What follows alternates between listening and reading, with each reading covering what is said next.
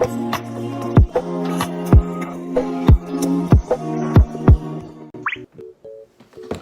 just spent the past hour filming to just refilm it because I look like trash. You can't fix your report when I'm just always like trash. Give me 5. Let me try something. No.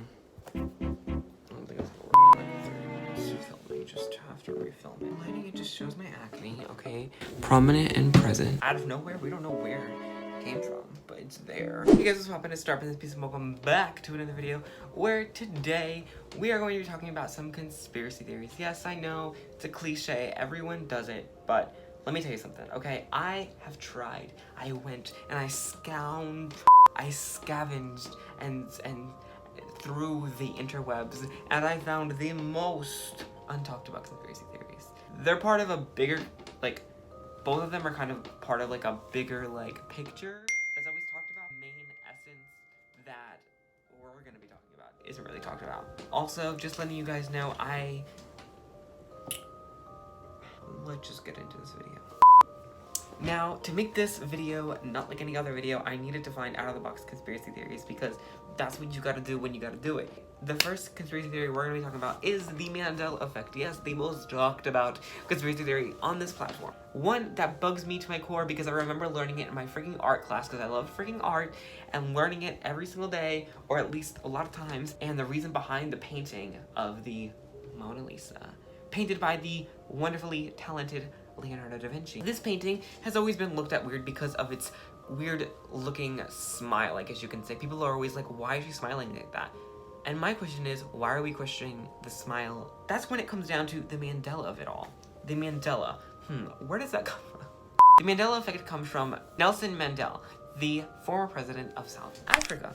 Now this person was thought to have died years and years and years ago, but in reality he only died recently. The hard cut of it is, the Mandela Effect refers to when a large number of people share a false memory, originally attributed to the existence of multiple universes. Example, Bernstein Bears, Berenstein Bears. Boom. Roasted. Fruit Loops. Fruit Loops. Boom. Roasted. Captain Crunch. Captain Crunch. Boom. Roasted. A bunch of them. I'll just insert them all here. Looney Tunes. Looney Tunes.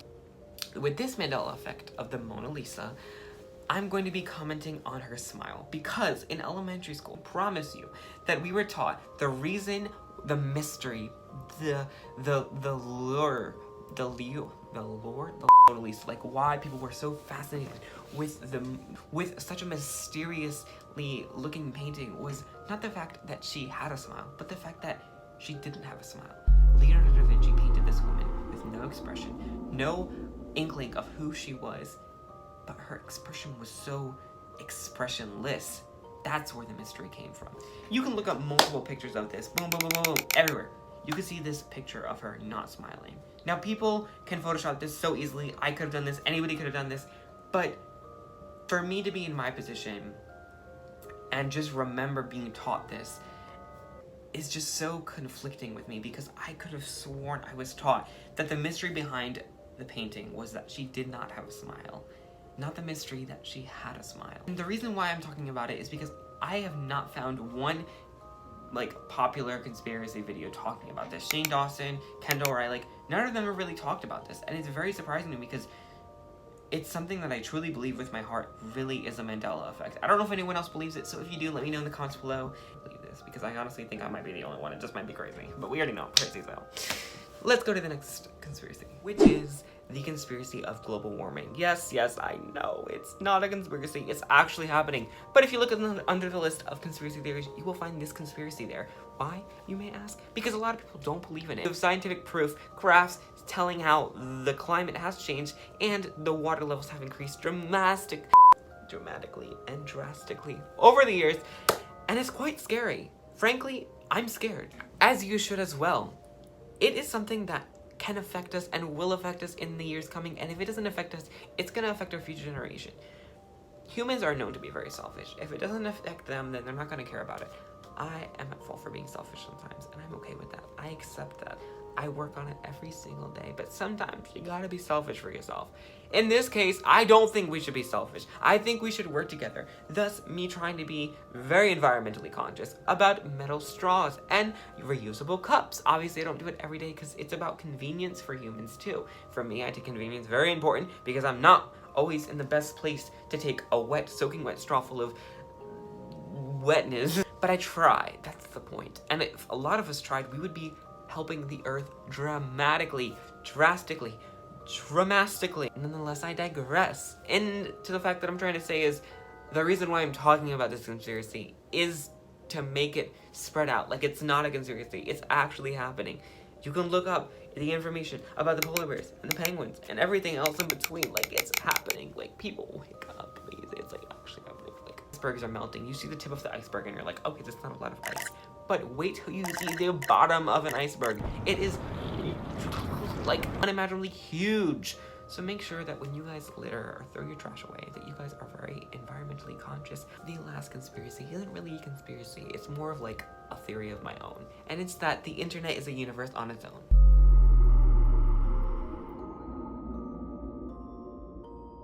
And then I thought about the dark web. Then I thought about human creations and how people always say that robots will rule the world. Those are human creations.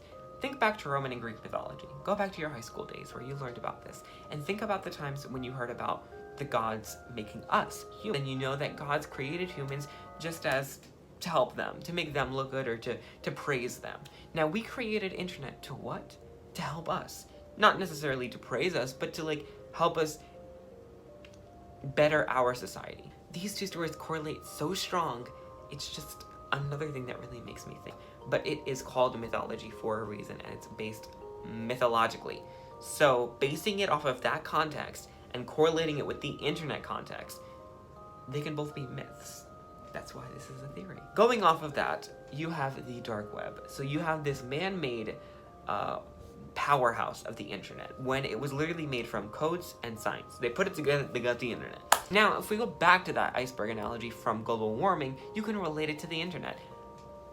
The internet that we, every day, this YouTube platform is just the tip of the iceberg. You have the deep web, the dark web, and you have the abyssal web, I think, or something like that, like the deepest or the darkest internet. That takes up about 80% of the internet, I believe, like a big chunk, more than we explore. And some of the government officials can't even access it. How do humans create something that they can't even access? That's where it gets juicy. Hello, I'm Star. Nice to meet you. I expose the government. Anyway. Continuing off of that point, you have the fact that the government can't access parts of the internet.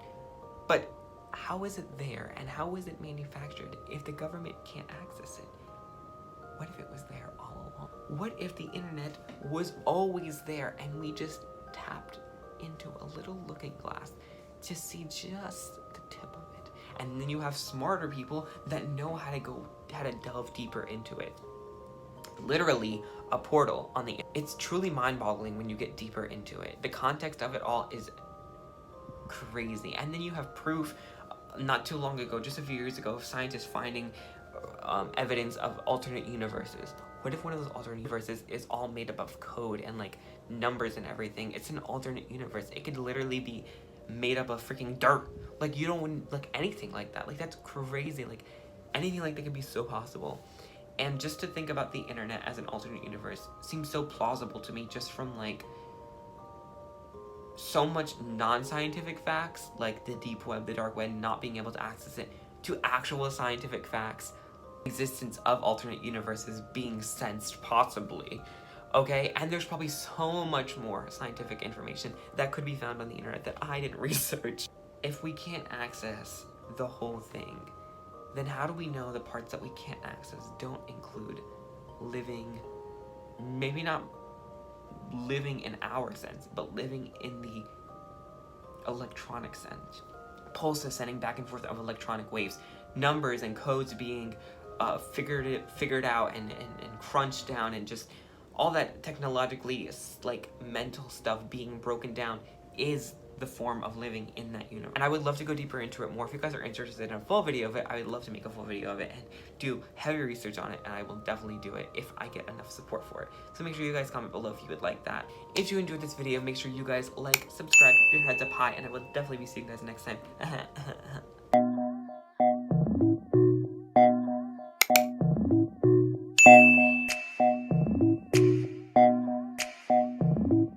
It's what you get in 5 days. Star-filled week, baby.